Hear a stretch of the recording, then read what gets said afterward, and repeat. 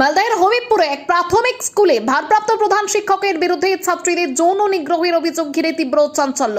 বিক্ষোভে ফেটে পড়েন অভিভাবক এবং গ্রামবাসীরা। পরিস্থিতি নিয়ন্ত্রণে পুলিশ অভিযুক্ত শিক্ষককে আটক করে, পরে লিখিত অভিযোগের ভিত্তিতে গ্রেপ্তার করা হয়। ঘটনার তদন্ত শুরু হয়েছে।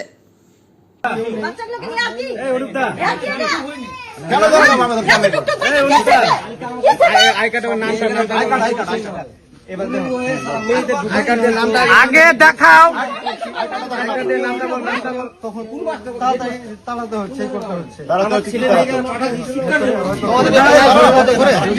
ঘরের মধ্যে এরকম। হ্যাঁ বল, ভয় খাবি না। দিদি দিদি রিল্যাক্স, ওদের গল্পটা নিতে বল। যেদিন ম্যাম থাকে না, ম্যাম স্যার থাকে না সেদিন ওই খারাপ লোক দেখায় নাকি? তোমাদের শুধু কয়েকজনকে নিয়ে গিয়ে যারা মেয়ে আছে সেদের আর ছেলেদেরকে বের করে বের করে দেয়। ছেলেদেরকে বের করে দেয়। টাইমে হয় মানে এটা কোন টাইম? ম্যাম স্যারেরা থাকে না তখন। যখন স্কুল ছুটি হওয়ার পরে না না, আমরা যখন হাতে লেখা দেখাতে যাই, তারপরে আমরা ওই ঘরে খেলি তখন আচ্ছা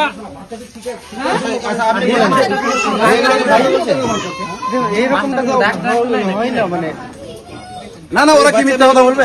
বাচ্চারা মিথ্যা কথা বলবে? বাচ্চারা কি মিথ্যা কথা বলবে? না না, আপনার কথা হচ্ছে বাচ্চারা মিথ্যা কথা, উল্টা কথা বলছেন কেন এখানে? হ্যাঁ, ওদেরকে দাঁড়া এই কে টাচ করেছিস রে? যেটা আর কি সত্যি কথা বল, ওর ইয়েটা টাচ করেছিস? ওই যে বলছে পেন খুলে যায় আর নাড়তে বলে যে কে টাচ করেছিস? কে না কে কাকি দিয়ে করায়? তোদেরকে দিয়ে করায় দিদি? হ্যাঁ, তোদেরকে টাচ করানো করায়, ই করায়, নাড়তে বলে?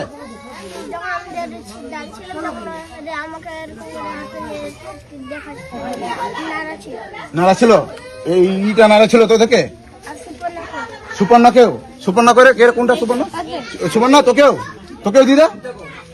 তুই নাড়ছিলিস? নাড়িসনি তুই? না তুই নাড়িসনি না? নাড়ি দিছিলিস তুই? নাড়ি দিছিল।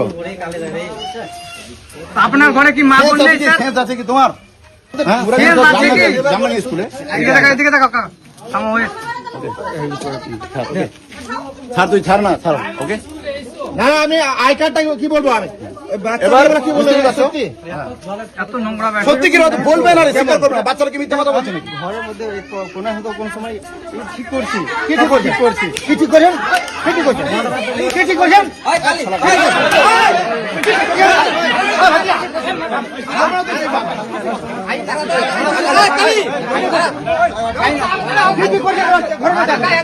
ঘরের মধ্যে কি করছেন?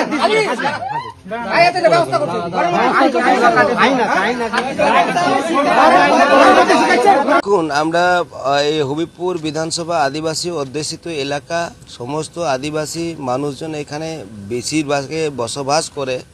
আর তার জন্য আমি একটা মানে ঘটনা শুনলাম। সেই ঘটনা শোনার সাথে সাথে আমি কিন্তু হবিবপুর থানাতে আমি এসে যে আইসি সাহেবের সাথে আমি কথা বলি আর জানতে পারি যে এই সমস্যাটা হয়েছে। যিনি যে দোষ করেছেন ওই দোষের মধ্যে দিয়ে যে সাজা পাওয়া উচিত সেই সাজা যাতে পায়। আমি বললাম যে দেখুন, উনি যেভাবে অন্যায় করেছেন, যেই দোষ করুক সেই অন্যায়ের দোষী যাতে হয় সেই রকমভাবে আমি কথা বললাম। দেখুন, আমরা আদিবাসী অধ্যুষিত এলাকা এবং বিভিন্ন জায়গায় যারা আছে, আজকে স্কুলকে উন্নত করার জন্য আমাদের সরকার, মানবিক সরকার এগিয়ে নিয়ে যাওয়ার জন্য চেষ্টা করছে, সবসময় নজরদারির মধ্যে আছে। তারা কি করছে? আর এই যে নজরদারির মধ্যে যাতে পড়ে গেল, আর এটা যে মানুষের যে বার্তা, আমি বলবো যে আমাদের সরকার যথেষ্ট, তিনি কিন্তু সেখানে চোখ খুলে দেখছেন বা আছেন।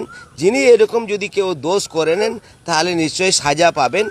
এই জিনিসটা আমি বলবো, আপনারা যারা আছেন, শিক্ষক করেন বা যারা ছাত্রছাত্রীরা রয়েছে, এটার যাতে প্রভাব না পড়ে। আর এইখান থেকে আমাদেরকে বেরিয়ে আসতে হবে।